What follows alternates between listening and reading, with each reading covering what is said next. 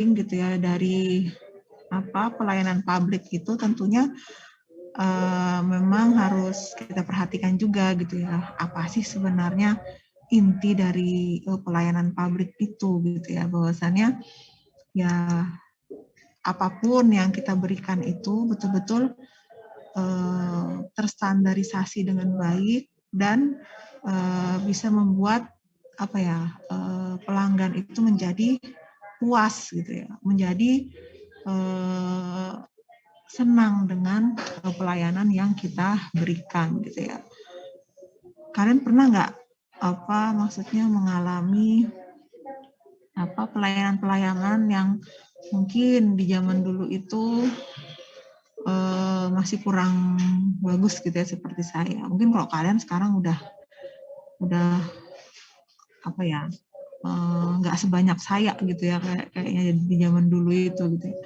Kalau dulu tuh bayangin aja ya mau bikin apa tuh KTP ngantri. Kan biasanya dulu kalau bikin KTP itu ada tuh di kecamatan ya kalau nggak salah itu waktu-waktunya. Jadi kalau di Samarinda itu yang masuk kecamatan Samarinda Ulu itu ada wilayah-wilayahnya kan. Misalnya kelurahan air hitam, air putih gitu ya. Itu ada waktu-waktunya gitu ya. Bukan ada waktunya, maksudnya jadi satu aja gitu ya. Semua yang butuh pelayanan langsung datang gitu ya. Bayang antrinya banyak, lama banget. Kalau sekarang udah dibuat ya kayak per hari gitu, misalnya yang wilayah sini kelurahan ini tuh dari hari Senin misalnya jam layanannya sekian sampai sekian. Jadi ya untuk menghindari ya menghindari kebanyakan kelamaan ngantri, apalagi ditambah sekarang masa pandemi ya, udah alternatif dicoba salah satunya dengan pelayanan secara online gitu ya ketika kita ingin mengajukan atau membuat sesuatu. Nah kemudian dalam pelayanan itu juga yang pasti itu dia harus transparan gitu ya, artinya transparan itu ya tentu saja semua serba terbuka, tidak ada yang ditutup-tutupi gitu ya. Jadi masyarakat itu bisa dengan mudah gitu ya mengetahui misalnya untuk pembuatan akta tanah, segini biayanya. Jadi nggak ada lagi yang kayak bikin akta itu sampai aku mau bayarnya segini gitu ya. Tapi kok di sini nggak segitu bayarnya. Nah, itu nggak ada lagi tuh hal-hal yang seperti itu ya. Mudah-mudahan sudah nggak ada lagi ya sekarang. Maksudnya sudah semua terstandar dengan baik. Nah, kemudian dalam pelayanan itu juga yang paling penting itu adalah responsivitas gitu ya. Gimana kita mau melayani gitu ya kalau kita nggak respon gitu ya terhadap orang yang membutuhkan pelayanan kita gitu ya. Nah, ini yang mental-mental seperti ini yang harus kita buang jauh-jauh gitu ya dari dalam diri seorang ASN gitu ya. Jadi kita betul-betul melayani itu ya betul-betul karena kita ngerasa semua orang itu membutuhkan gitu ya pelayanan dari kita gitu ya. Dari mulai mereka datang, kita menyapa, kita memberi salam gitu ya. Itu kan sudah memberikan kesan yang positif lah dari orang-orang yang memang membutuhkan layanan kita. Nah, yang penting juga tidak diskriminatif. Nah, jadi ini sepupuku, ini keluargaku misalnya dilayani terlebih dahulu gitu ya, atau mungkin udah pesan gitu ya sebelumnya gitu ya mau dilayani. Nah, jadi nggak seperti itu gitu ya. Jadi betul-betul semua kita perlakukan sama gitu ya. Tidak ada yang kita beda-bedakan. Nah, kemudian juga ini yang paling penting juga efektif dan efisien gitu ya.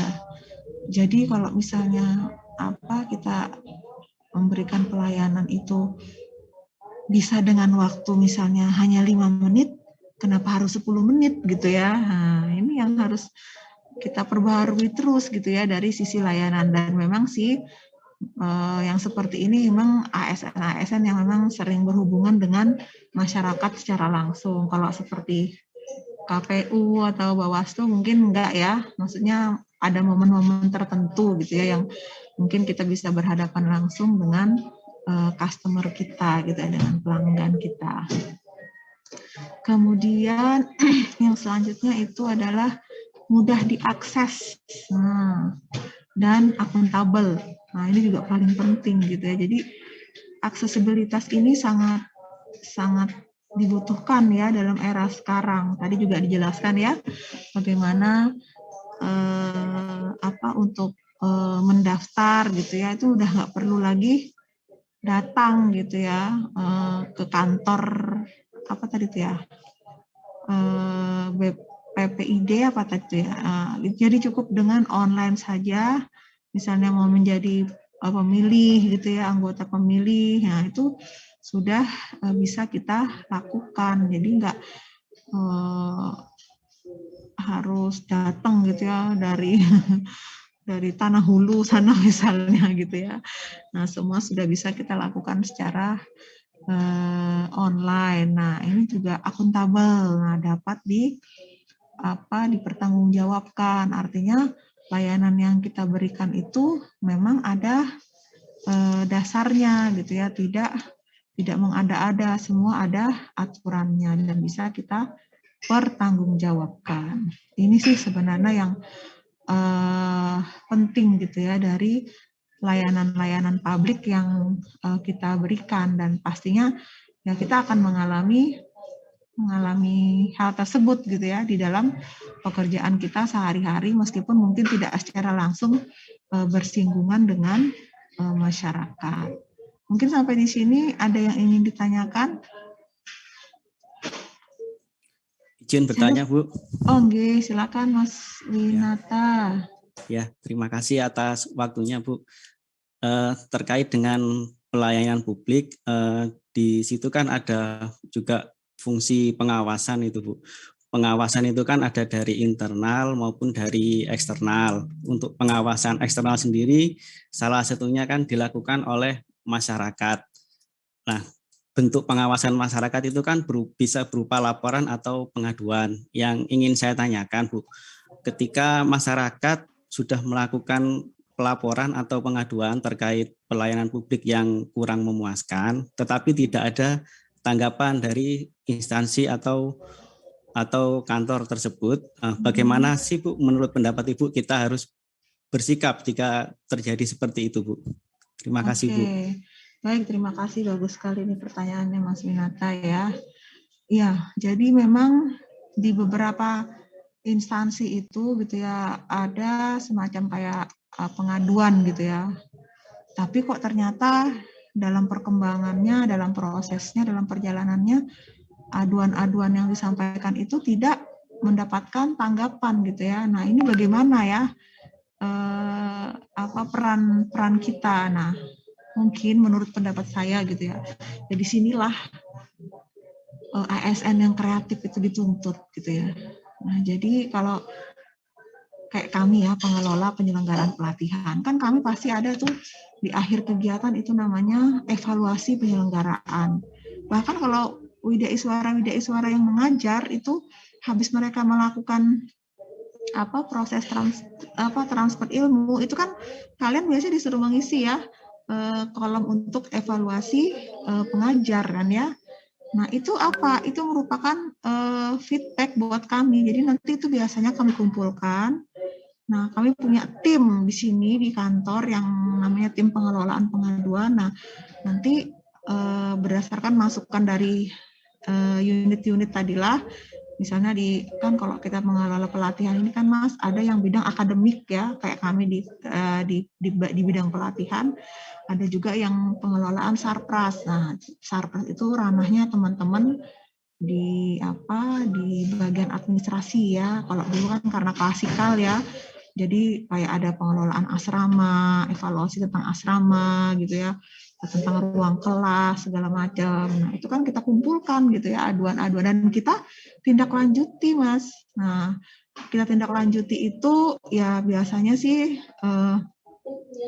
di akhir pelatihan itu kita ada surveinya, jadi kita kirimkan lagi ke peserta gitu ya. Nah, dari situ kita bisa simpulkan apa-apa saja yang memang perlu kita benahi gitu ya. Nah, kalau seperti yang Mas tanyakan tadi, ya saya berpikir gitu ya, justru semua itu harus kita mulai dari diri kita sendiri. Nah, kita identifikasi nih di organisasi kita, kira-kira apa sih yang belum dilakukan gitu ya oleh organisasi kita. Misalnya kita buat kotak pengaduan aja, tapi nggak pernah dicek isinya gitu ya, nggak pernah diidentifikasi apa keluhannya ya, percuma saja ya. Jadi memang harus kitalah yang bergerak gitu ya untuk melakukan semua itu. Nanti teknisnya seperti apa ya kita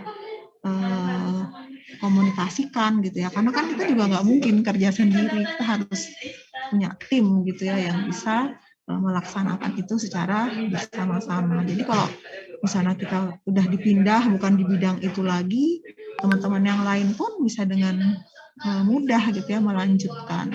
Mungkin seperti itu Mas Winata. Siap Bu, terima kasih Bu. Ya, sama-sama. Ada lagi yang lain? Oke, kalau nggak ada kita lanjut ya yang tugas WOG. Oke. Siapa dulu yang mau mempresentasikan? Mungkin sepertinya kelompok 2 dulu Bu, bagian. Oke, boleh. Siap. Monggo. Terima kasih. Assalamualaikum warahmatullahi wabarakatuh. Waalaikumsalam. Waalaikumsalam.